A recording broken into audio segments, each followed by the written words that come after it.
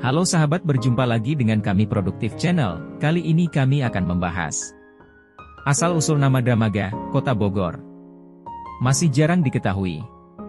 Bahkan di kalangan masyarakat Bogor, masih terdapat perbedaan pandangan mengenai asal-usul pemberian nama tersebut.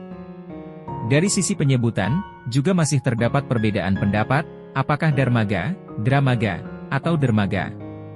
Namun demikian, buat masyarakat Bogor, lebih memilih menggunakan kata yang menurut mereka masing-masing mudah dan enak didengar, baik itu Darmaga, Dermaga, maupun Dramaga. Tetapi, penyebutan paling populer dan banyak digunakan oleh masyarakat umum adalah Dramaga. Pada papan penunjuk jalan yang ada di pinggir-pinggir jalan raya Bogor juga tertulis nama Dramaga. Begitu juga di website-website pemerintah, dituliskan nama Dramaga.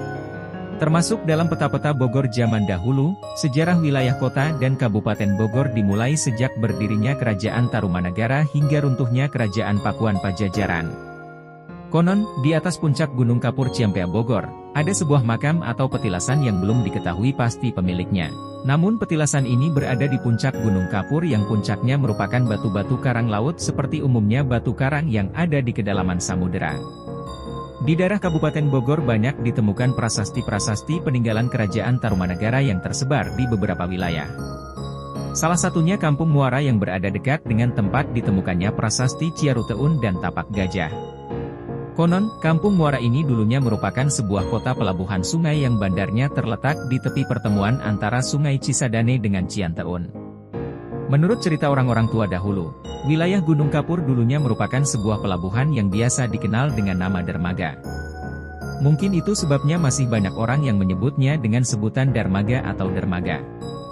Hingga awal abad ke-19, daerah ini tetap digunakan sebagai pelabuhan, khususnya oleh para pedagang bambu. Tapi sekali lagi, sulit sekali menemukan bukti-bukti terkait keberadaan dermaga tersebut.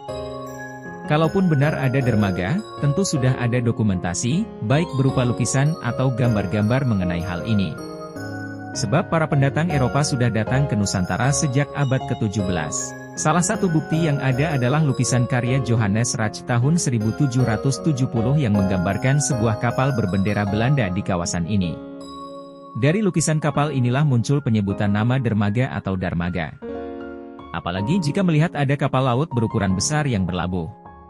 Namun, lukisan Rach tersebut tidak menggambarkan bentuk asli kapal, melainkan sebuah bangunan replika kapal laut dengan 4 bendera Belanda yang dibuat Demang Jawitara untuk mengenang pengasingannya selama 12 tahun oleh VOC ke Tanjung Harapan. Replika kapal ini dibuatnya dalam rangka menyambut kedatangan Gubernur Jenderal Van der Parra ke wilayah tersebut. Dalam versi lain menyebutkan, nama Dramaga Tempo dulu tidak bisa dipisahkan dengan nama seorang tuan tanah besar yang pernah menguasai hampir seluruh wilayah kota dan kabupaten Bogor. Dia adalah Gerrit Willem Casimir van Motman yang lahir pada 17 Januari 1773, dan meninggal di Dramaga 25 Mei 1821. Van Motman adalah anak bungsu dari keluarga yang sebagian besar anggotanya meninggal dunia karena penyakit TBC.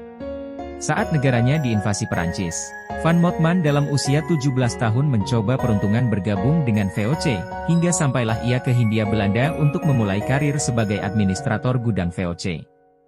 Setelah VOC bangkrut karena korupsi, Van Motman menjadi tuan tanah yang menguasai sekitar 117.099 hektar tanah di wilayah Buitenzorg.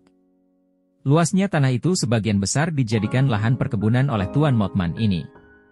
Jika dilihat sekarang, kota Bogor memiliki luas wilayah 11.850 hektar dan itu artinya, Van Motman menguasai hampir seluruh tanah di kota dan kabupaten Bogor pada masa lalu.